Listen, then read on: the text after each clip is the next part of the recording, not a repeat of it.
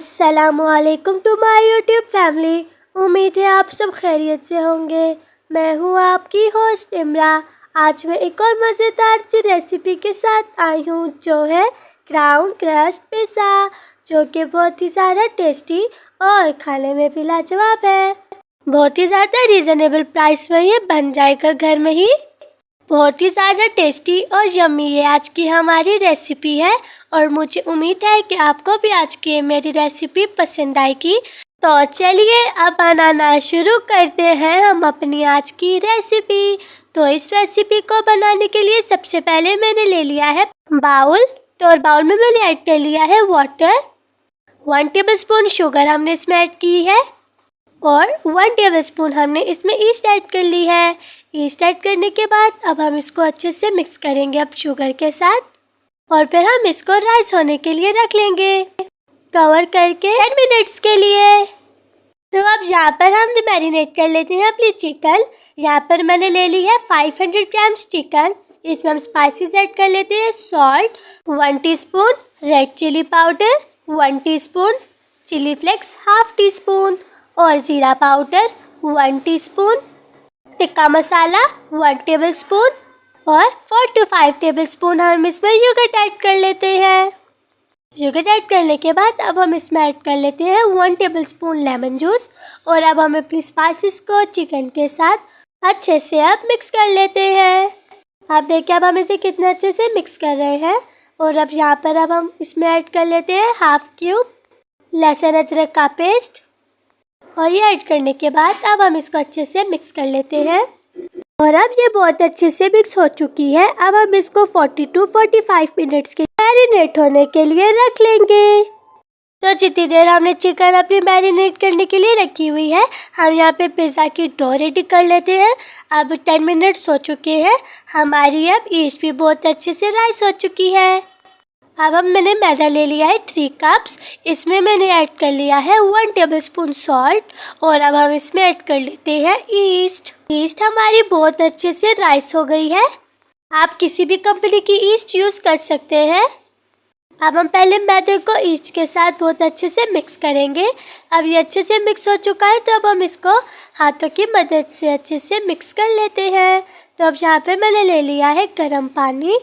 ये आपको जितनी यूज़ होगा उतना ही आप यूज़ कीजिएगा। अब हम इसको पंच कर लेंगे अच्छे से और बहुत अच्छे से हम अपनी डो नीट कर लेंगे। अब मैंने इसमें ऐड कर लिया है 2 tablespoon oil.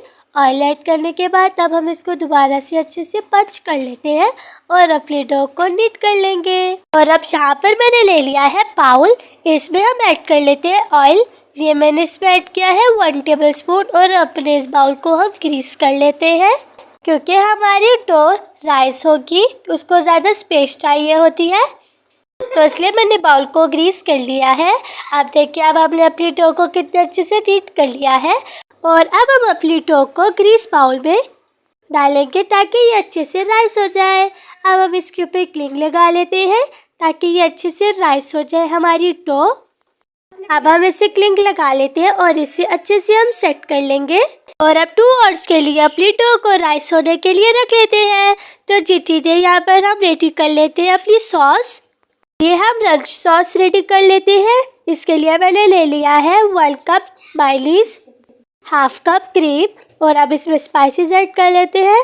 Half tea spoon salt, half tea spoon ground black pepper, caesium seeds 2 tablespoon इसमें ऐड करेंगे, garlic powder half tea spoon, mix herbs half tea spoon, lemon juice 2 tablespoon, oregano half tea spoon. अब ये सारे spices add करने के बाद mayonnaise और cream add करने के बाद अब हम इसको ब्लेंडर्स में ब्लेंड कर लेते हैं। अच्छे से हम इसे ब्लेंड करेंगे ताकि सारे स्पाइसेस अच्छे से मिक्स हो जाए आपस में। आप देखिए कितने अच्छे से ब्लेंड हो चुका है और ये हमारी क्रीमी रच सॉस रेडी हो जाए। अब हम इसे बाउल में निकाल लेते हैं और इसको साइड कर लेते हैं। तो यहाँ पर अब मैंने ले लिया है पैन और इसमें हम ऐड कर लेते हैं ऑयल। 2 टेबलस्पून ऑयल इसमें ऐड करेंगे और अब हम इसमें ऐड कर लेते हैं अपनी मैरिनेट की हुई चिकन। 40 to 45 मिनट्स भी कंप्लीट हो चुके हैं और हमारी चिकन भी बहुत अच्छे से मैरिनेट हो चुकी है। अब हम अपनी चिकन को बहुत अच्छे से मिक्स करेंगे और जब तक इसका कलर चेंज नहीं हो जाता हमारी चिकन का, और जो हमने इसमें स्पाइसेस ऐड की है वो भी अच्छे से कुक नहीं हो जाते, उस वक्त तक हम अपनी चिकन को अच्छे से कुक कर लेंगे।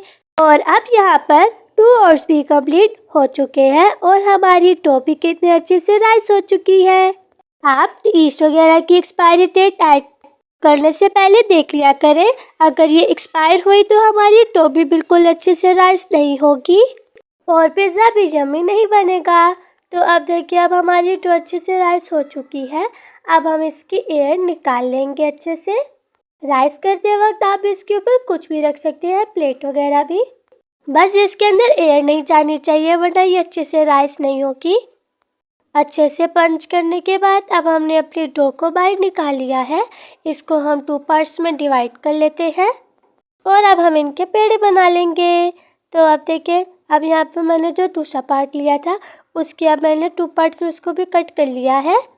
इसके अब हम छोटे छोटे से 2 पेड़े बना लेते हैं पिज़्ज़ा के लिए। अब यहाँ पर मैंने ले लिया अपना एक पेड़ा, मैंने यहाँ पर मैदा डस्ट कर लिया है। रोलर की मदद से अच्छे से हम इसे रोल करेंगे और पिज़्ज़ा शेप में ले आएंगे। अब देखिए कितने अच्छे से ये हमारी रोल हो चुका है हमारा पेड़ा। तो अब यहाँ पर हम ले लेते हैं ट्रे, इसे मैंने ग्रीस कर लिया है ऑयल से और अब हम इसमें अपनी पिज़्ज़ा डो रख लेते हैं। अच्छे से हम पिज़्ज़ा ट्रे में इसको सेट करेंगे और अब देखें अभी कितने अच्छे से हमारी पिज़्ज़ा ट्रे में सेट हो चुकी है।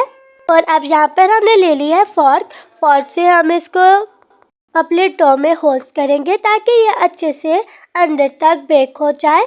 अब यहाँ पर हम ले लेते हैं चिकन जो हमने कुक की थी, बहुत अच्छे से ये कुक हो चुकी है हमारे स्पाइसेस के साथ और बहुत ज़्यादा ये टेस्टी भी लग रही है। अब देखिए, अब हमने इसको गैप देकर हमने अपनी चिकन रख ली है।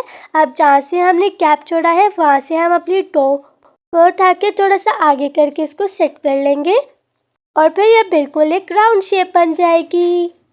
आप बस इसे घर में बनाएं बिल्कुल रीज़नेबल प्राइस में। बहुत सारा टेस्टी और यम्मी ये हमारा क्राउन क्रस्ट पिज़्ज़ा रेडी हो जाएगा। बिल्कुल आराम से कीजिएगा ताकि ये बेक होते हुए भी बहुत ज़्यादा टेस्टी और यम्मी बने। अब हम इसे सेट कर लेते हैं और आप देख सकते हैं कि कितनी ज़्यादा ये अब टेस्टी लग रही है और अब इसकी क्राउन शेप भी आ चुकी है।